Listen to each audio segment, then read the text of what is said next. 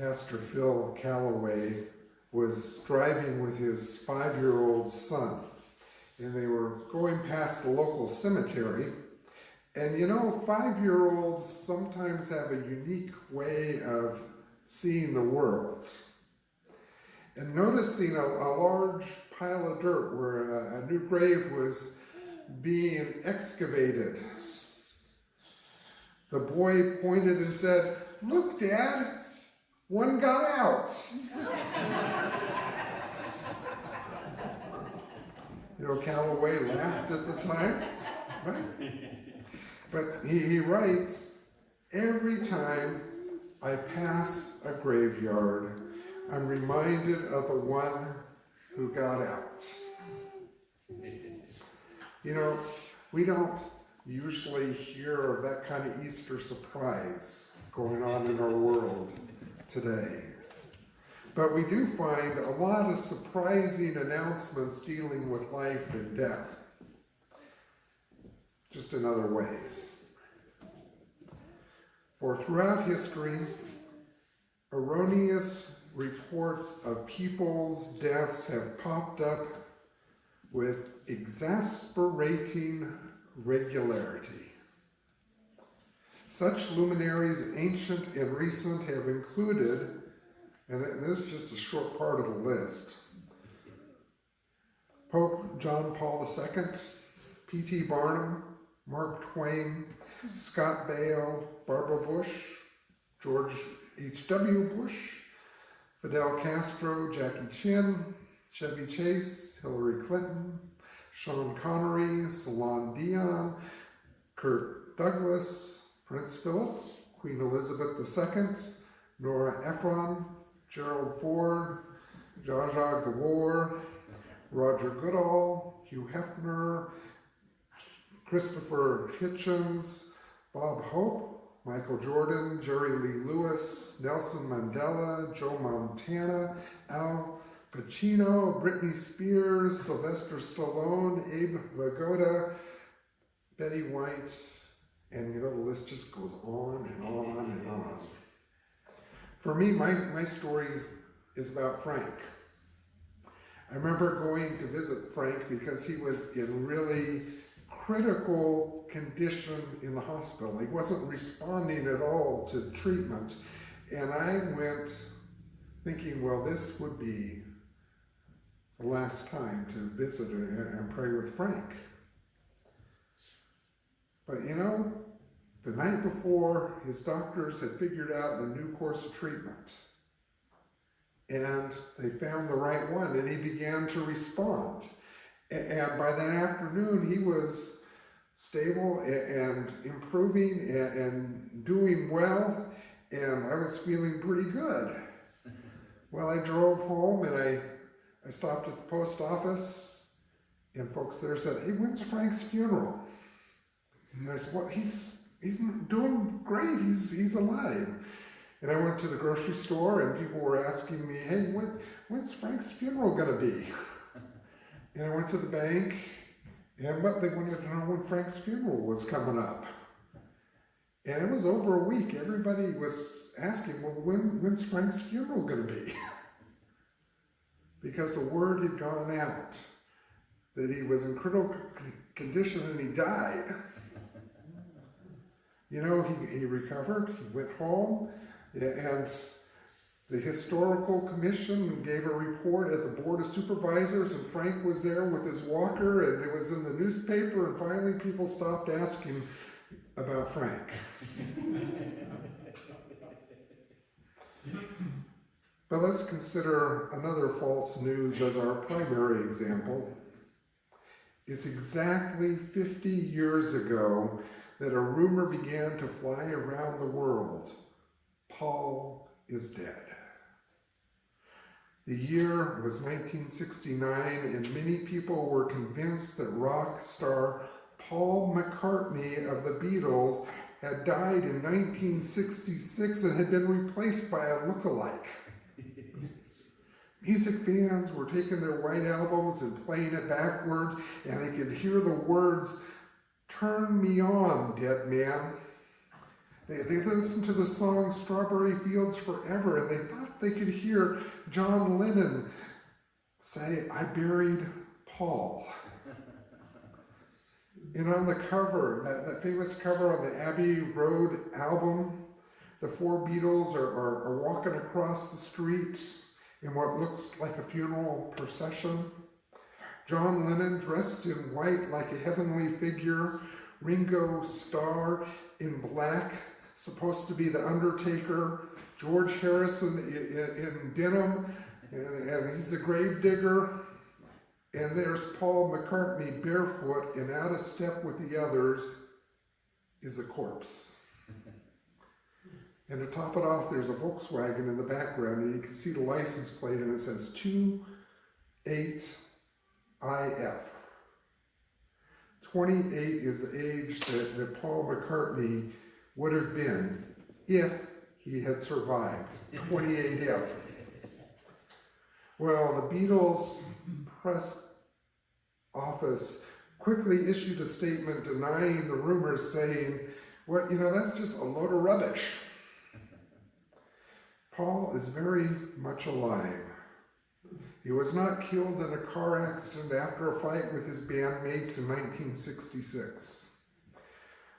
The Beatles had not replaced him with an orphan from Edinburgh. The British Security Service, MI5, had not orchestrated the plot out of concern what Paul McCartney's death would do to his fans. Is Paul dead? Not according to the Beatles' press office. And according to Paul McCartney himself in an interview, Paul McCartney said to the BBC, if the conclusion you reach is that I'm dead, well, you're wrong, because I'm alive and living in Scotland. Years later, he had some fun with the rumors, and he recorded a live album called Paul is Live. And then, there was an American called Alan Goldshear who published a novel, Paul is Undead, the British Zombie Invasion, and it depicts the Beatles as, well, zombies, except for Ringo Starr. So you're probably wondering, well, what's that have to do with Easter? Well, let's roll back a little bit to Friday of Holy Week. All of the acquaintances of Jesus, including the women who had followed him from Galilee, stood at a safe distance from the cross, and they watched Jesus die.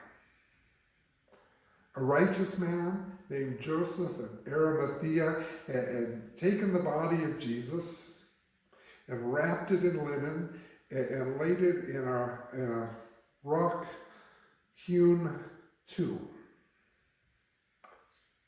The women saw the tomb. They had prepared spices and ointments to put on the body. Did they wonder if Jesus was dead? It's clear, yes, he was. No doubt about it, a resounding yes. Jesus died on the cross, and he was placed in a tomb. He was dead. Historically, the church has been really clear that any other position is heresy. Jesus didn't just swoon on the cross. He didn't go into a state of suspended animation. Jesus was dead. No pulse. If they had the equipment, they could put it on. There'd be no brain activity. Nothing. Jesus was dead. He was so dead that, when the soldiers wanted to speed up the crucifixion, usually they'd break the person's legs. But they could see that Jesus was already dead. And these are rough times. They dealt with death all the time. They knew what dead looked like. They weren't fooled. Death wasn't just some rumor that got started and you couldn't squish it. It's not fake news. Jesus was quite emphatically dead, wrapped in linen cloth, laid in a tomb, and rolled a gigantic stone across the door, effectively sealing it up. Even if he was alive and a strong man, he wasn't getting out. But it's a moot point because Jesus was dead. And then, on Easter morning, at early dawn, the women walked to the tomb with the spices they prepared. They expected death, had no expectation of life. But when they arrived to anoint the body, well, that stone had been rolled away. When they ran inside, they were unable to find his body, which left them perplexed. Yet their working hypothesis was still at that moment that, Jesus was dead and somebody had done something with his body.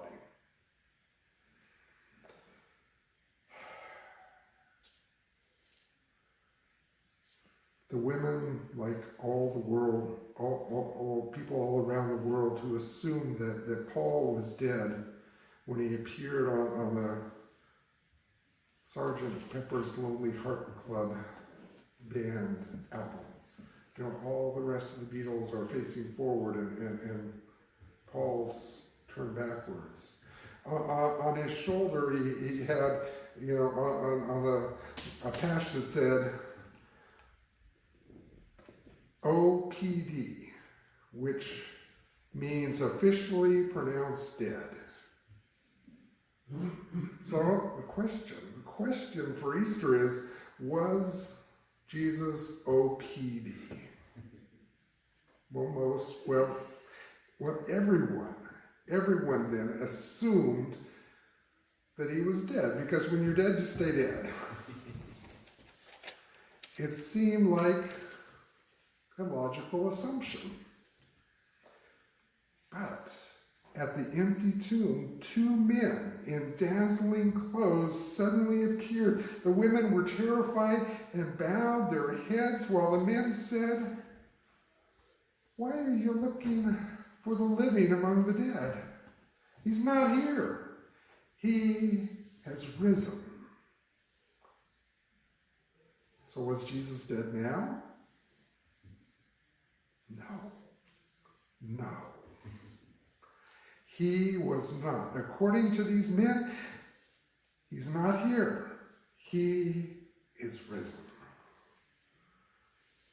And that was world-changing, life-changing news, good news that the women had to share. These reports of what they saw with their own eyes changed what they knew from Friday. The news of Jesus' death suddenly has become premature. Oh my. But in spite of their testimonies, the women were unable to convince their friends. Their words seemed to the apostles like idle chatter. And most of the men led no credence to their words whatsoever. Only Peter.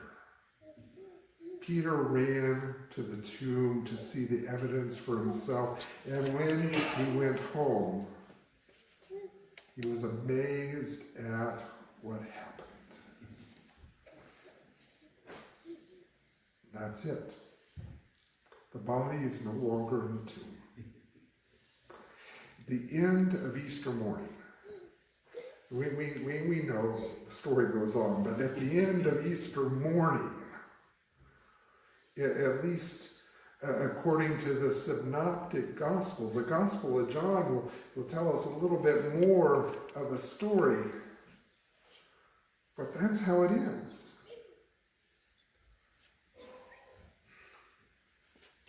And some people, if you ask them right at the end of Easter morning, is Jesus dead? They might say yes, based on the fact that Jesus wasn't spotted by any of his followers in the vicinity of the empty tomb. If Jesus were alive, he would have